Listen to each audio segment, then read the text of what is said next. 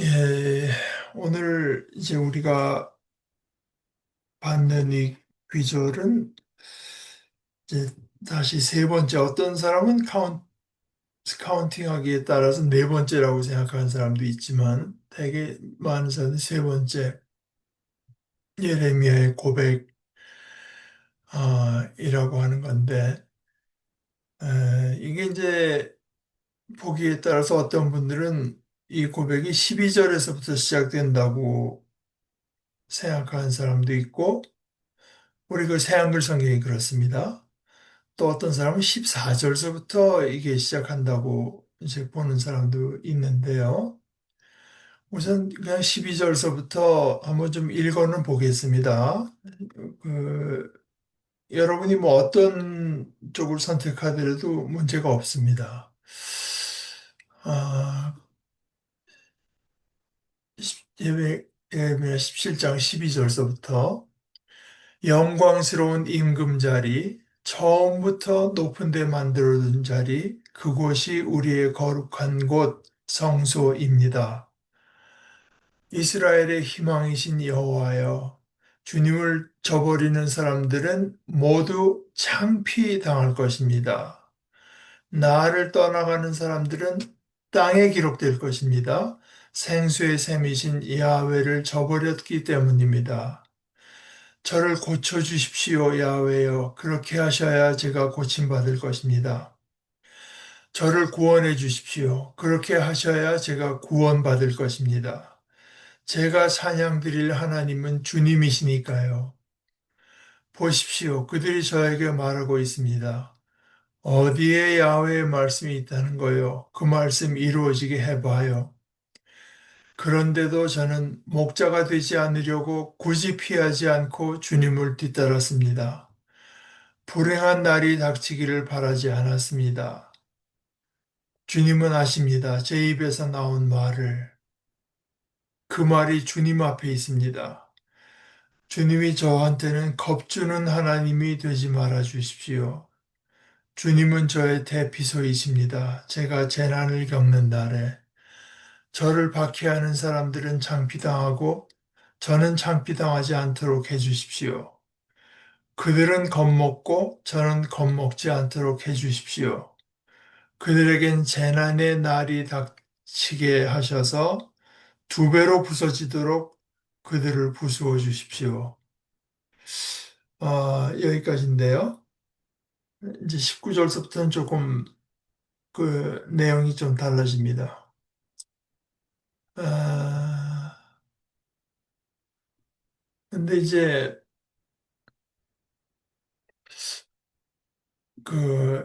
영광스러운 임금의 자리, 이 처음이라고 하는 거는 아마 태초를 말하는 것 같아요. 태초부터 높은데 만들어 둔 자리라고 해야 될까? 만들어 두신 자리라고 해야 될까? 그곳이 우리의 거룩한 곳입니다. 이거는 그냥 지나가면 지나갈 뭐 그런 말씀인가 보다 하고 지나갈 수도 있는데 사실은 이 말을 왜 했을까? 이제 생각해 보면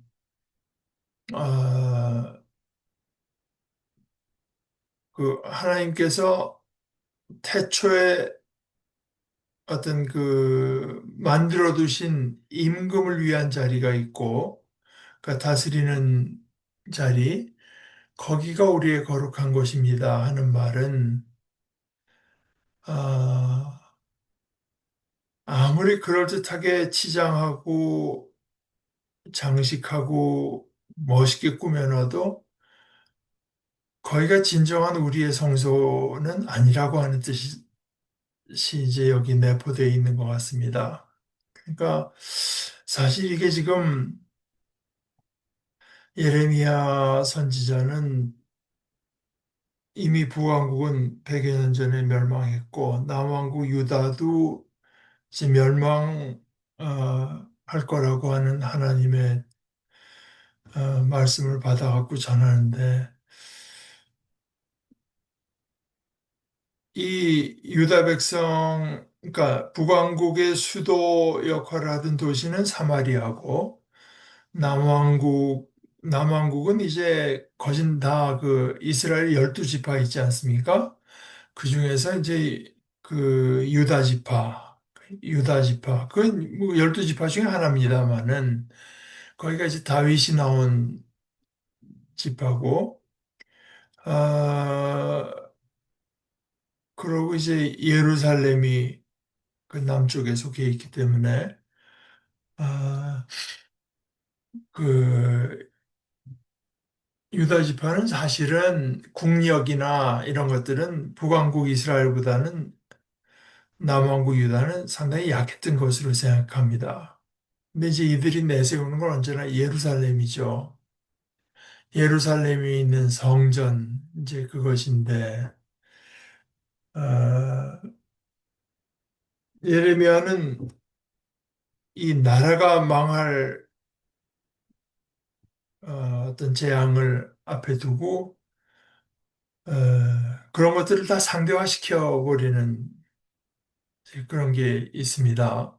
그러니까, 어, 우리가 진정으로 거룩한 곳으로 여기는 곳은 이렇게 뭐 솔로몬 다윗 왕후 솔로몬 때 와서 인간이 지어두고 언제 어떻게 될지 모르는 이런 예루살렘 또는 성전이 아니라 영광스러운 임금자리 처음부터 높은 데 만들어둔 자리 그곳 거기가 우리의 거룩한 곳입니다.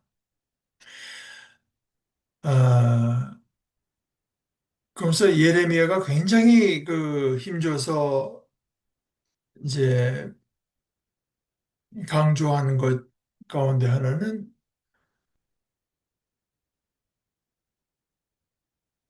이스라엘이건 유다건 예루살렘이건 성전이건 이런 게 다 망가지고 파멸되고 우리가 어디로 끌려가더라도 그런 어떤 시간과 장소가 문제가 되는 것이 아니라 어디서든지 하나님, 하나님만 붙들고 있으면 된다.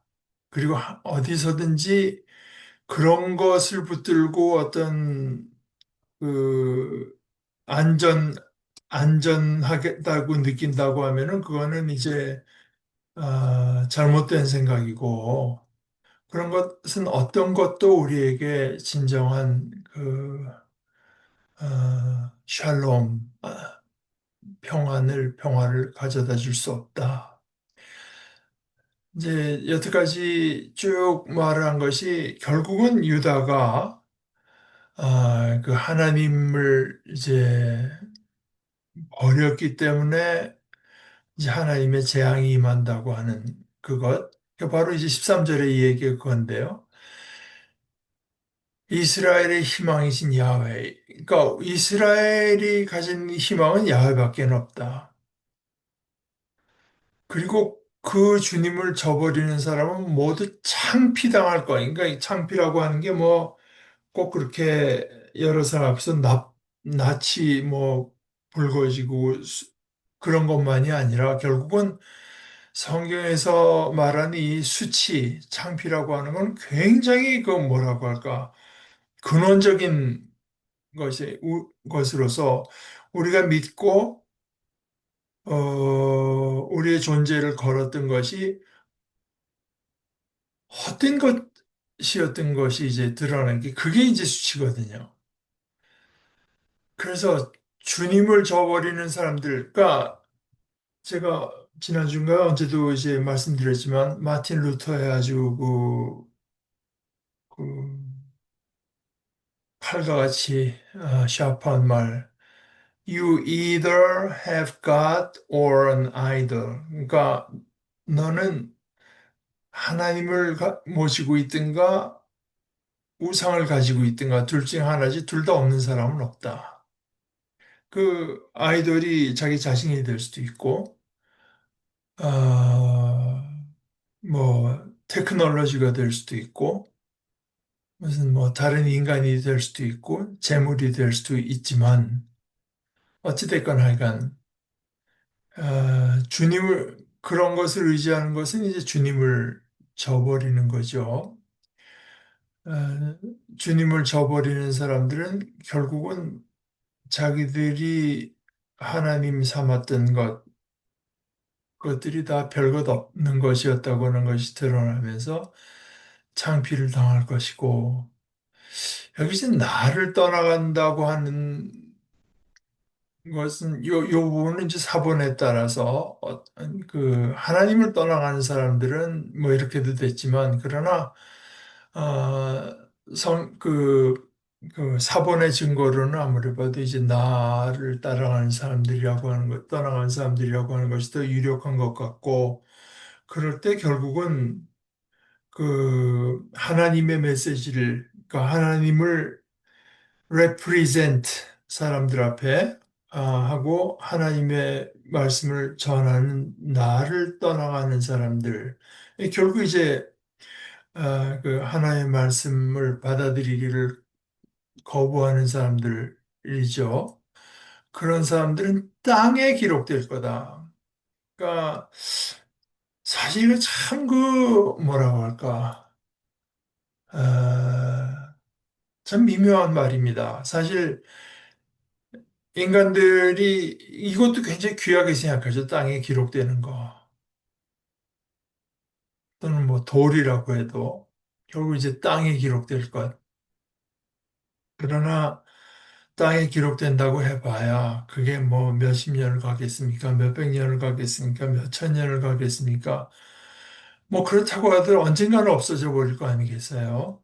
그러니까 허무하다는 거죠. 나를 떠나가는 사람들은 땅에 기록될 것입니다. 그러니까 시편 1편의 표현을 빌자면 바람에 날리는 이제 풀과 어, 같은 거죠. 생수의 샘이신 야훼를 저버렸기 때문이다. 하나님은 언제나 이제 샘으로서 어디서 물을 받아와 가지고 그걸 흘려보내는 그런 통로나 이런 것이 아니라 그야말로 생수의 근원, 생명이 거기에서 이제 생수라고 하는 건 단순히 생명일 뿐만 아니라 뭔가 약간 그 넘치는 생명력, 생명과 생명력, 아, 이런 것이 그 하나님으로부터 이제 솟아나는데, 그 솟아나는 하나님을 버렸기 때문에, 어, 결국 기껏 해봐야 땅에 기록되어서 언젠가는 소멸될 것입니다. 저를 고쳐주십시오, 야훼여. 그렇게 하여야 제가 고침받을 것입니다. 저를 구원해 주십시오. 그렇게 하여야 제가 구원받을 것입니다. 제가 찬양 드릴 하나님은 주님이시니까요. 이게, 이것도 뭐 우리가 특히 크리스찬으로서는 심상하게 넘어가기 수도 있지만, 이제 이런 기절을 한번 우리가 멈춰서서 생각해 볼 필요가 있죠. 지금 예레미야는 하나님의 말씀, 그 수많은 사람들이 들으려고도 하지 않고 권력자들에게서도 이제 척을 지게 만든 이 하나님의 말씀을 어, 믿고 의지하고 전하는데 그러면 제가 어려서부터 교회 다니면서 늘 들은 얘기는 그런 사람 마음이 든든하고 담대하고 제가 마음이 평안하다고 배웠는데 이 예레미야를 보면 그렇지 않은 것 같습니다. 아, 이 마음속에 상처가 많고요. 언제나 아슬아슬하고 불안하고 이게 크리스찬의 실존, 믿는 이의 실존이라고 하는 것이 이 땅에서 뭐 예수를 믿으니까 그냥 너무너무 기쁘고 그냥 내 강 같은 평화가 흐르고 아,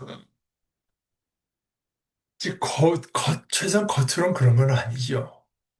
그런 어떤 그 상처가 있고 어, 불안하고 위험하고 한 것 속에서 정말 그때그때 하나님께서 주시는 은혜로 그런 것이 극복되는 것을 그때마다 이제 거듭거듭 맛보고 체험하고 겪으면서 걸어가는 것이 신앙의 길인 거지.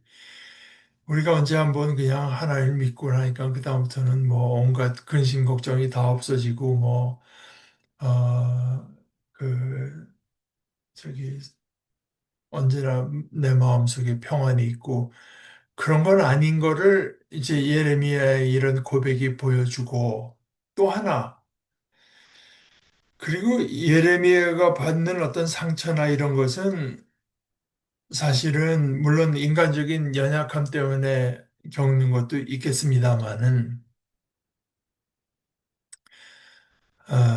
이것이 뭐 그 이웃의 위로 또는 이 어떤 사회 경제적인 조건이 좋아져서 또는 뭐 좋은 정신과 의사를 만나서 뭐 이래서 고쳐지는 차원이 아니라 하나님께로부터 오는 어떤 힐링, 고침. 그렇게 하여야 제가 고침받을 것입니다. 그러니까 물론 이제 그런 것들이 하나님의 어떤 그 고쳐주시는 역사가 사람이나 이런 것들을 통해서 나타날 수도 있죠.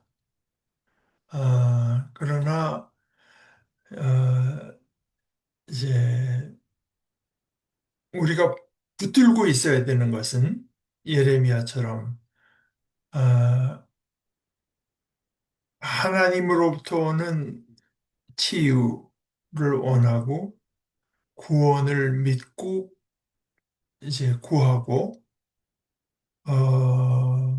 그리고 마음속에 참 그 힘든 중에서도 그렇게 나에게 내 편이 되셔서 그 치유와 구원을 베풀어 주신 하나님을 찬양하고 이제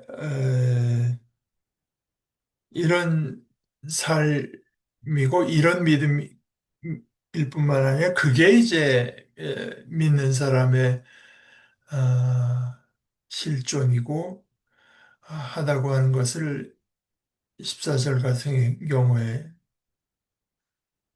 볼 수 있죠. 그러니까 12절에 보면 그곳이 우리의 거룩한 곳이고 야훼께서 우리의 희망이 되십니다.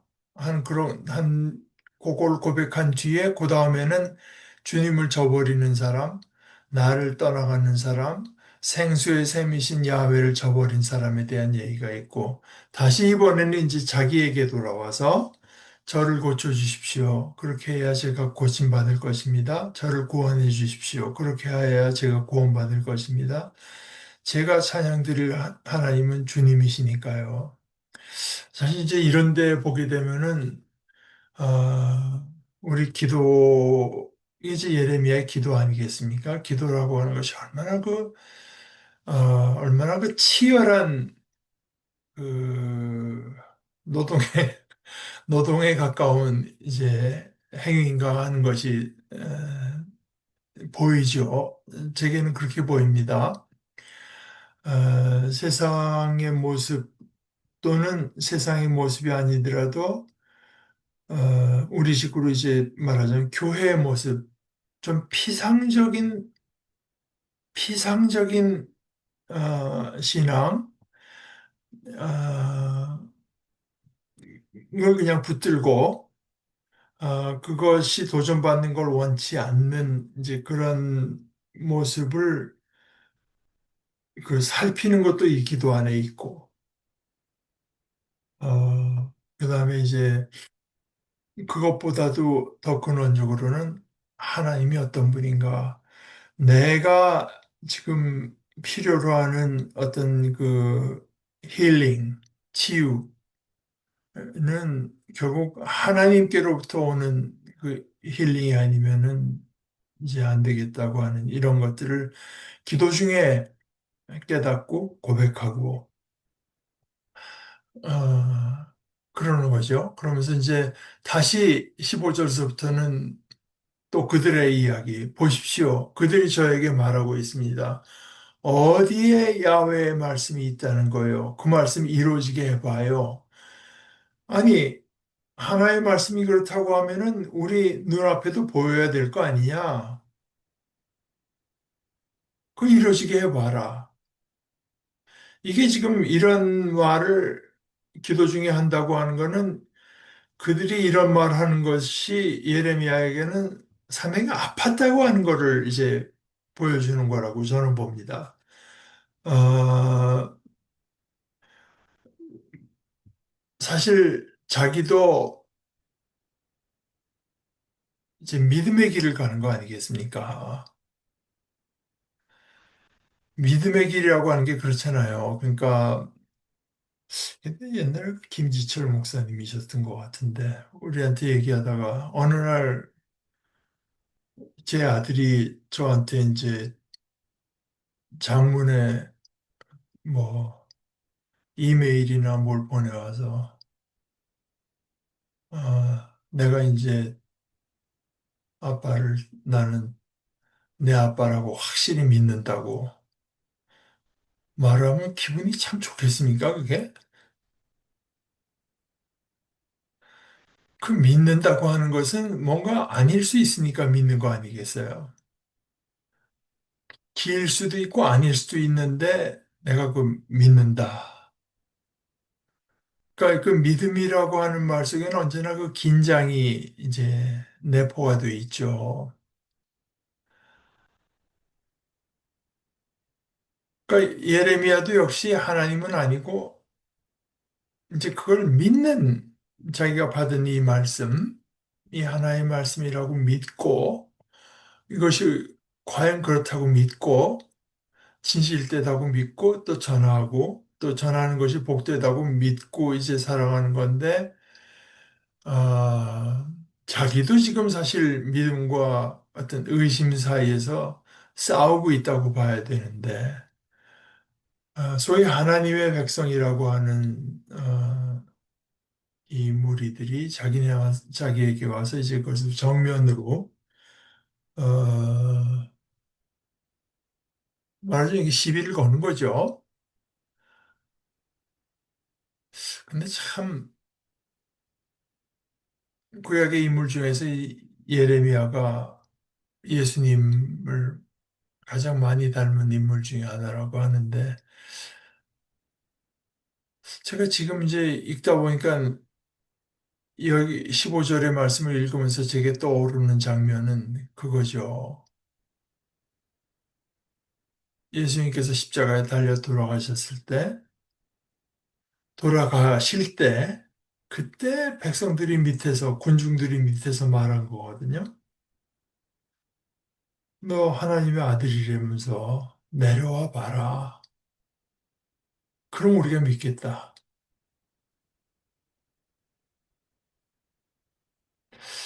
이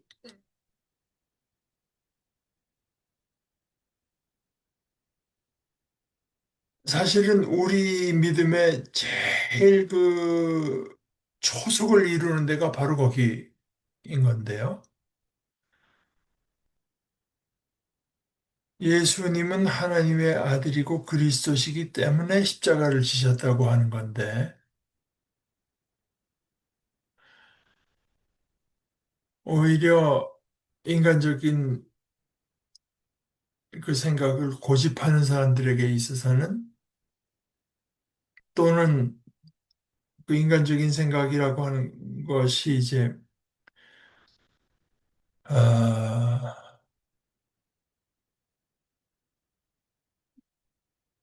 마틴 루터의 표현을 빌자면 사람은 누구나 다 나름대로의 신학을 갖고 있다고 하는 건데, 소위 그 영광의 신학입니다. 하나님이 계시다고 하면은 뭔가 영광스러운 모습으로, 능력 있는 모습으로 드러나야 된다고 하는 그 인간이 가진 이제 신학, 아, 그건 참 루터의 그 천재성을 보여주는 거라고 저는 생각합니다만은, 그러니까 인간이 가진 그 그걸 신학이라고 표현을 안 하지만, 그러나 그 누구나 다 신학을 나름대로 가지고 있는데, 그 신학을 딱 둘로 나누자면 딱 이거다. 하나는 영광의 신학, 다른 하나는 십자가의 신학. 이게 이제 하이델베르크에서 그 논쟁하는 거기 나온 문구인데, 아, 십자가의 신학은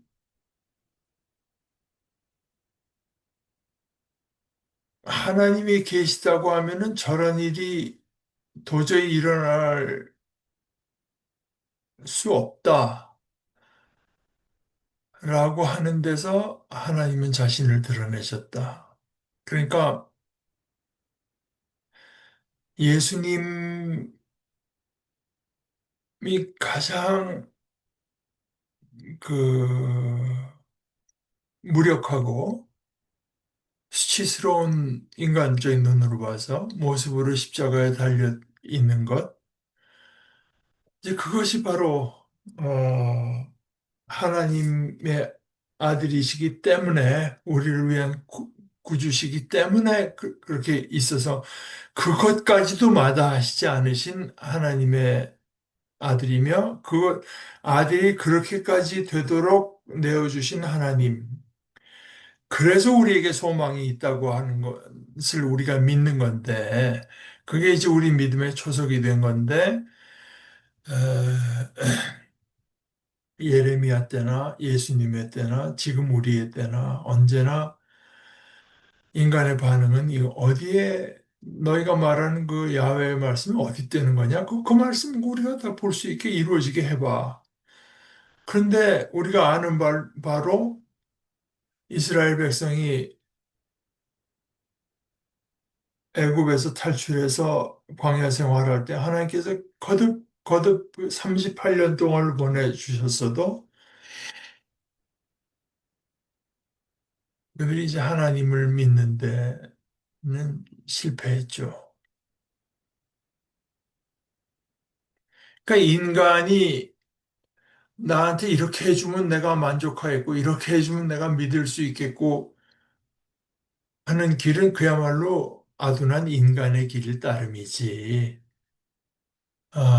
그 말씀이 지금 이루어지고 있는데, 이루어지고 있는데, 사람들의 그 반응은 어디에 야훼의 말씀이 있다는 거냐? 그 말씀이 이루어지게 해봐라. 지금 이루어지고 있는데 자기들이 생각하는 것처럼 이루어지지는 않는 거죠. 그러니까 이런 그 답답하고 위험하고 뭐 인간적으로는 수치스럽고 이런 속에서 집어치우고도 싶지만 이제 왔다 갔다 하잖아요. 저들 얘기하다 내 얘기하다 저들 얘기하다 내 얘기하다 이번엔 자기 얘기. 그런데도 저는 목자가 되지 않으려고 굳이 피하지 않고 주님을 뒤따랐습니다. 이 길이 이렇게 참 피하고 싶은 길이었다고 하는 게 여기 이제 내포되어 있죠. 그런데도 하나님께서 그들을 앞에 나를 이런 말씀의 지도자로 세울 때 이걸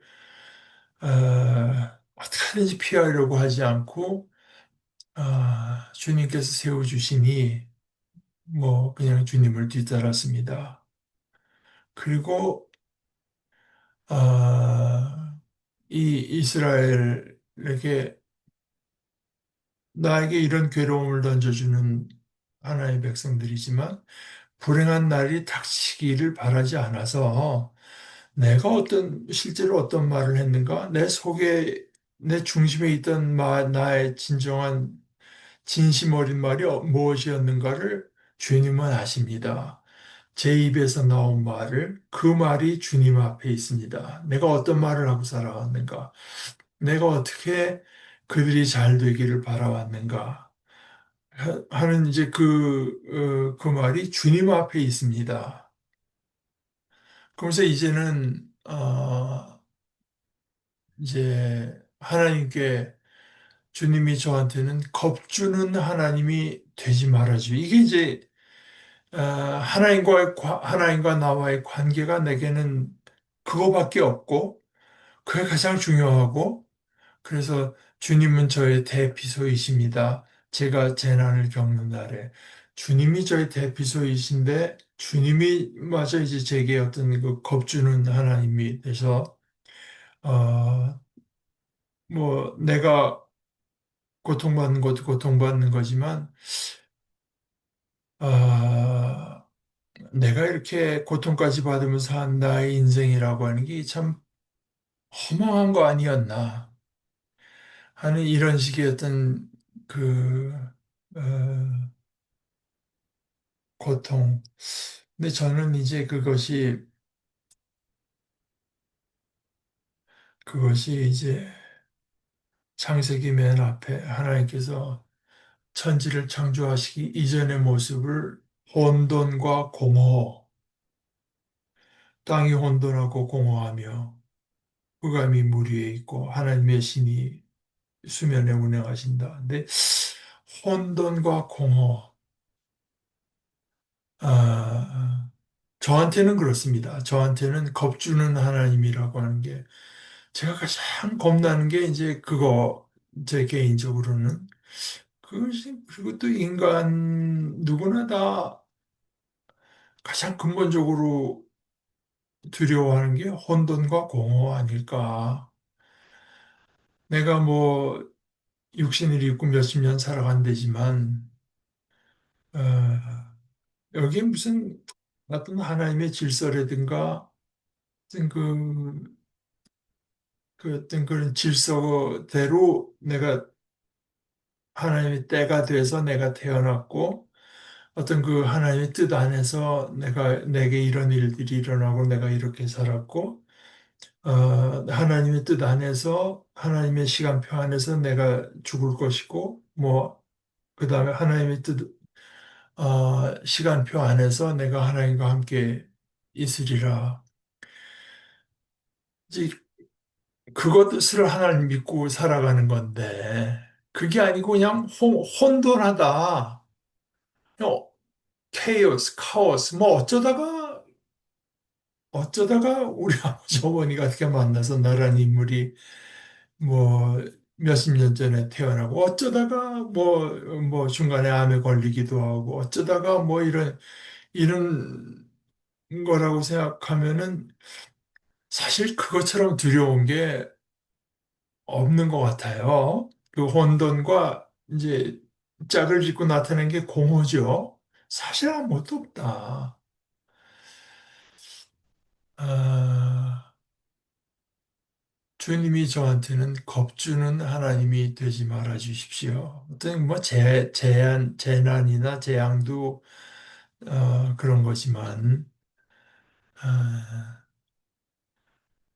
제 경우를 갖고 이제 생각해 본다면 주님이 저한테 어떤 순간에 그런 어떤 데 대한 두려움, 내가 믿는 믿음이라고 하는 게 이게 다 지금 아, 헛것을 믿는 거 아닌가. 근데 이제 그것이 과연 헛것이라고 하는 것을 바울 사도가 말을 한 게 바로 고린도전서 15장의 부활. 그래서 부활이 없다면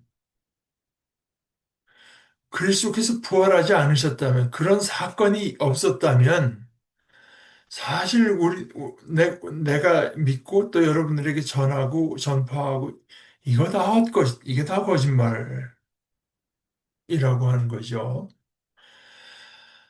아, 그러니까 27절이나 앞에도 이런 말씀들이 사실 궁극적인 대답은 예수님께서 죽고 부활하신 이것을 기다려야 궁극적인 이제 대답을 얻게 됩니다.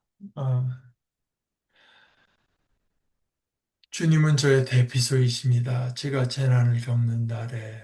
그러면서 이번엔 다시 또 저를 박해하는 사람들은 창피당하고, 그러니까 저를 박해하는 사람들이 틀렸다고 하는 것이 드러나고, 저는 창피당하지 않도록 해주십시오. 이게 이제 우리말로 뭐 신원이라고 하는 말로 번역하나 본데 영어로 이제 그 vindicate라고 하는 vindicate 당신이 옳다 하는 그 최종적인 이제 손을 들어주는 거죠. vindicate, vindication, vindicate.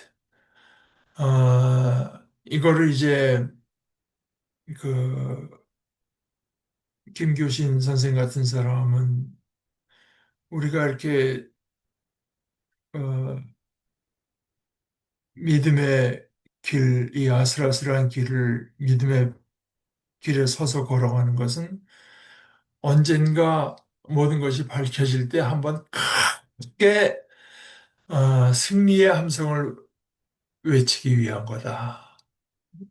믿어온 것이 과연 옳았습니다. 하는 것이 최종적으로 드러나서 이제 그때 한번 크게 승리의 이제 함성을 외치려고 그거 하나 바라고 믿는 거다. 이제 그런 얘기를 했는데 이제 이런 거죠.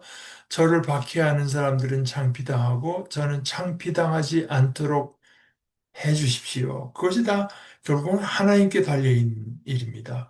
그들은 겁먹고 저는 겁먹지 않도록 해 주십시오. 그리고 그들에게는 재난의 날이 닥치게 하셔서 두 배로 부서지도록 그들을 부수어 주십시오. 근데 이것이 이제 어떻게 보면은 저주하는 기도라고도 볼 수 있죠. 시편에도 뭐 이런 시가 몇 개 있습니다. 아주 그 심하게 뭐 그들 어린아이를 돌판에다 내리친다든가 뭐 이런 소위 임프레카토리 이제 싸움이 그 시편 중에서 저주하는 그런 건데 어, 뭐 예수님 같았으면 이제 이런 기도를 하지는 않으셨을 것 같아요. 오히려 저들을 용서해 주십시오. 저들이 자기가 하는 것이 무엇인지를 알지 못합니다. 하고 십자가에 달리실 때 예수님의 말씀은 그랬는데 이것이 궁극적으로는 사실은 사실 그렇잖아요. 그러니까 하나님의 일을 사사건건 방해하고 사사건건 어떻게 해서든지 많은 사람들의 영혼을 파멸에 이끌려고 하는 그 세력은 철저하게 부서져야 되죠. 철저하게 파괴돼야 되잖아요. 근데 이제 그것이 결국은 에베소서 6장 같은 데서도 우리의 싸움은 혈과 육에 대한 것이 아니다. 하는 것으로 깨끗이 정리가 되는 것은 조금 더 기다려야 이제 되긴 하지만 사실 어떻게 보면 어떤 때는 그런 어떤 악 자체와 그 악을 저지르는 인간을 그렇게 깨끗이 분리할 수가 있나? 뭐 이런 이제 그 의구심이 드는 것도 사실이죠. 근데 여기서는 이제 완전히 분리는 안 된 것 같아요. 그들에게는 재난의 날이 닥치게 하셔서 두 배로 부서지도록. 뭐 그것도 어떻게 좋게 생각하자면 재난의 날이 철저하게 이제 닥쳐야 그나마 그들이 회개하고 돌아선다면 그런 거라도 있어야 되겠어서 이렇게 기도하는 거라고도 이제 볼 수 있겠습니다만은 어찌됐건 하여간 우리가 성경에 이렇게 써 있으니까 우리가 누구를 이제 연상하면서 걔네들이 그 철저하게 그들의 삶이 망가지도록 이거는 이제 성경적인 기도라고 하긴 좀 어려울 것 같습니다. 아, 그러나 그러나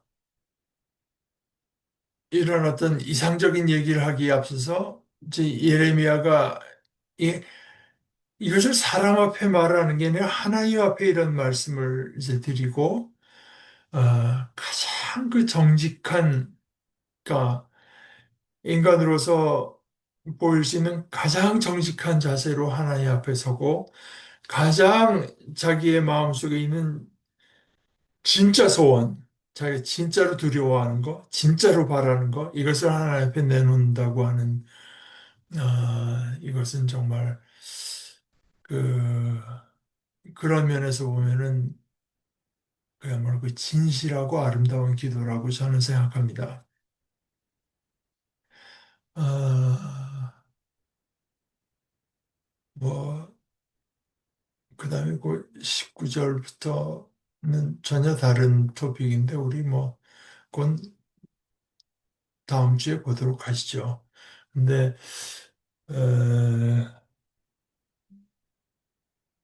오늘 이 예레미야의 세 번째 고백만 보더라도, 저는 이제 우리 인간, 우리가 그, 이제 교회에서 그냥 편히 마치 그것이 정말 그 성경적인 진리인 것처럼 통용되는 이야기 중에서,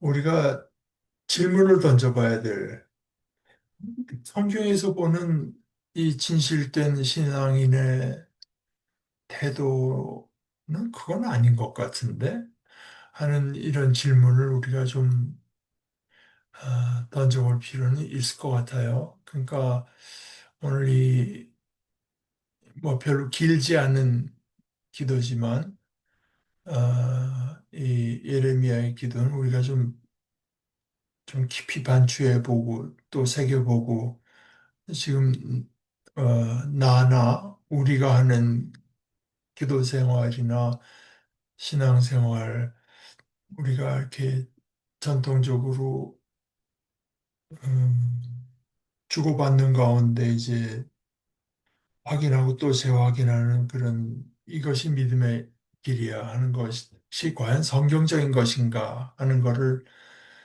이제 되살펴보게 하는 그런 부분이라고 생각합니다. 어, 우리 그 이번 주는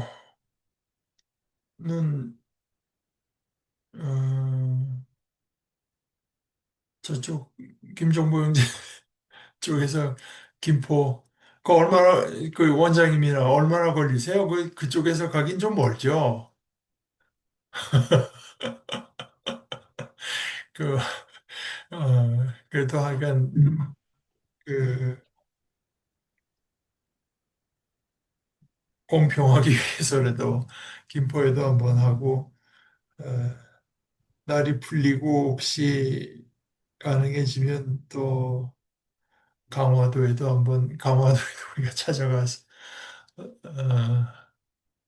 하는 것이 좀 공평할 것 같습니다.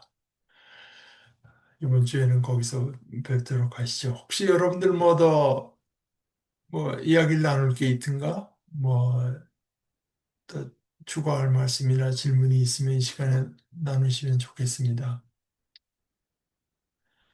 네, 그게 아니시면 우리 같이 기도하십시다.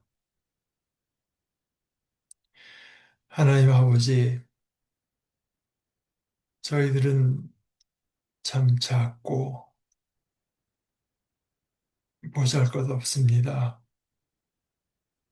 더군다나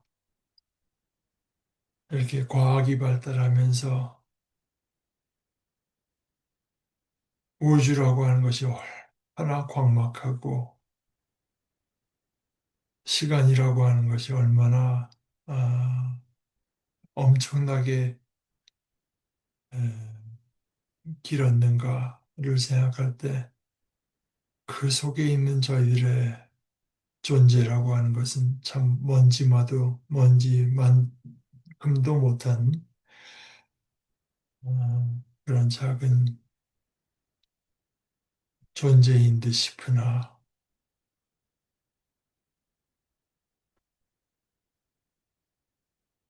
하나님께서는 하나님의 말씀을 저희들에게 들려주셔서 저희들이 이 모든 것을 창조하시고 때로 운행하시는 하나님, 마침내 그 가운데 자신을 온전히 드러내실 이 하나님의 자녀된 것을 가르쳐 주시는 것을 감사하고, 저희들이 그 하나님의 생명을 이미 얻었고 또 온전히 얻게 될 것을 말씀해 주시는 것을 감사합니다. 전능자 하나님, 온 세상의 주제가 되시는 하나님께서 이 먼지만도 못한 저희들에게 아, 저희들을 하나님의 중심에 두시고 어, 저희들이 어떤 길을 걸어가는가를 하나님의 가장 큰 관심사로 삼으신 것을 말씀해 주시는 이 아버지의 말씀이 저희 중심에 새겨지게 하셔서, 그래서 저희들이 얼마나 귀하고 소중하고 또 그런 면에서는 큰 존재인지를 어, 받아들이고 받아들이고 또 받아들인 만큼 살아서 새로운 증거를 얻어서 또 새롭게 깨닫고, 그래서 믿음의 길에서 나아가는 참된 복된 믿음의 자녀들 다 되기를 원합니다. 그렇게 인도하여 주시고 그렇게 주장하여 주시옵소서. 예수님의 이름으로 기도합니다. 아멘. 네, 오늘 저녁에도 수고 많으셨습니다.